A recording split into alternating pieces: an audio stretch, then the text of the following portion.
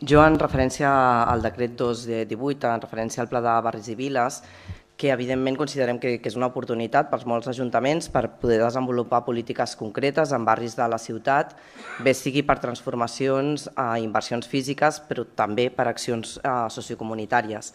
En el cas de Cornellà, els projectes que ha presentat l'equip de govern els podem compartir, però totes són propostes d'inversió vinculades a transformacions físiques o ecològiques, que són necessàries, sí, que poden afectar indirectament a la comunitat, també, però considerem que s'ha perdut una oportunitat al no presentar propostes i línies d'intervenció realment d'acció sociocomunitàries per treballar les desigualtats socials, l'equitat de gènere, la salut, l'educació, etc.